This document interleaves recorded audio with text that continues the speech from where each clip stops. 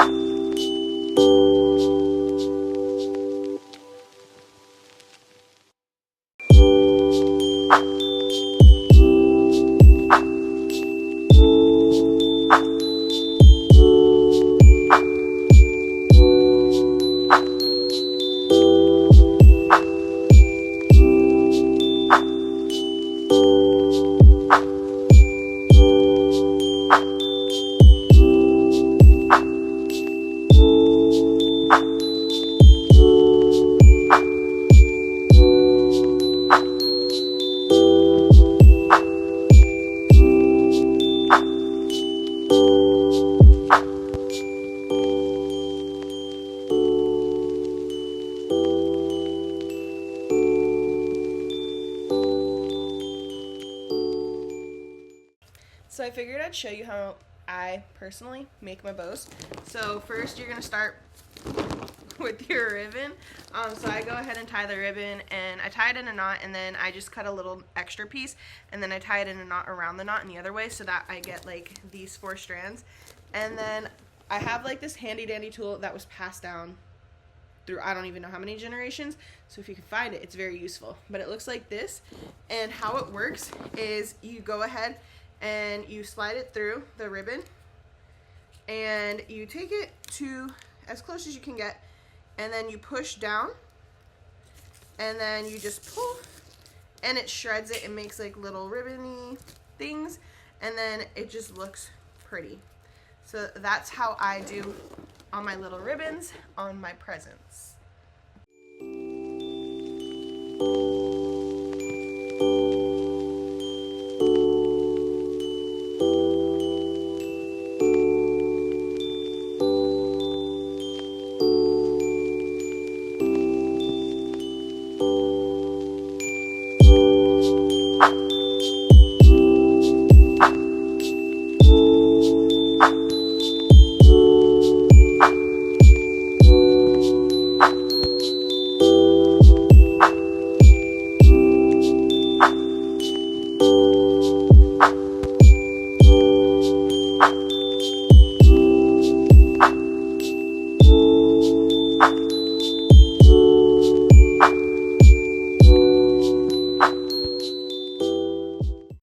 So sometimes also what I do, let me not destroy this that I just worked on.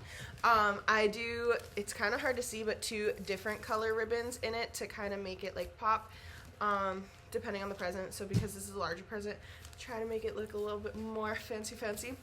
And then I will go ahead and put a tag on this, and say who it's from. Also because I know it's ripped up here, I'll probably put something a little extra up here, probably put the tag here to hide it.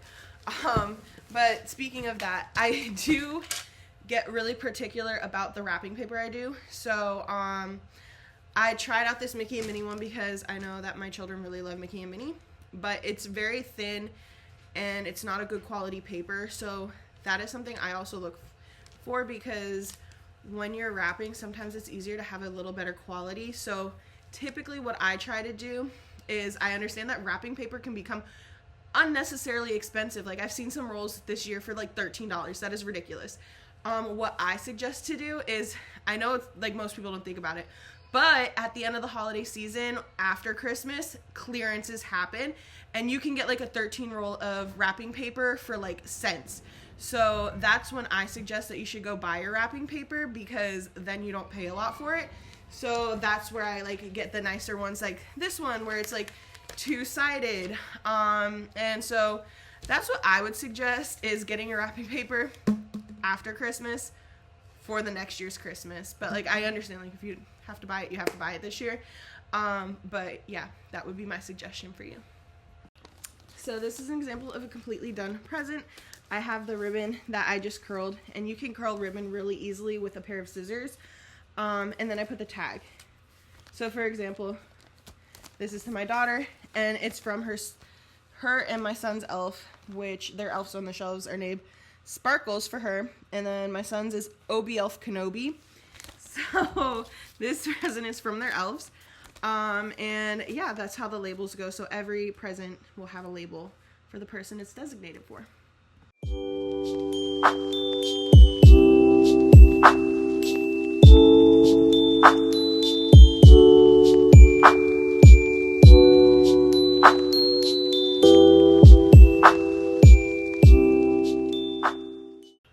So I figured I'd give one final explanation about why I do everything kind of so early.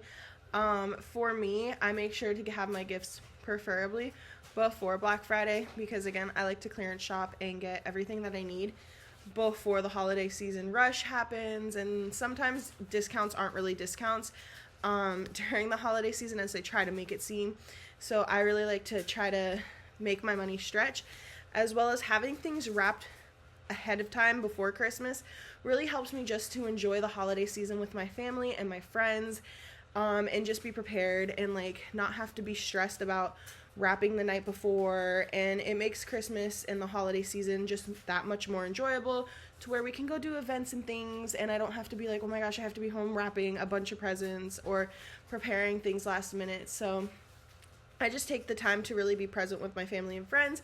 And speaking of friends, my other half of Double Scoop will be here towards the end of Christmas all the way through to Christmas Eve. So we'll be spending time, and we typically have what we call a divorced parents Christmas in a way.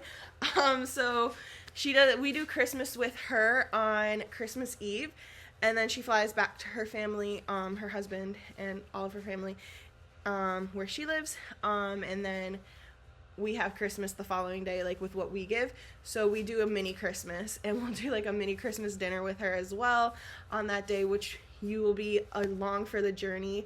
So stay tuned to see all of that. But yeah, I just like to really be present in the season and not have to worry about stressing about, did I get the presents, did I wrap them, and kind of be spending more money than I really necessarily need to, when I can use that money for more things, such as my baby that's coming in the new year and all of that. So I just have to be a lot more money conscious. But if you want to be money conscious with me, I will always give tips and tricks. So there you have it. Those were all the gifts that I wrapped, and I hope you enjoyed following along with me as I wrapped these gifts. And maybe you did your wrapping at the same time, maybe you didn't. Maybe you just put this on in the background. It doesn't matter. But I hope you all enjoyed. And don't forget that one scoop is never enough and life is always sweeter. And don't forget to like, comment, and subscribe. And we will see you next time. Bye.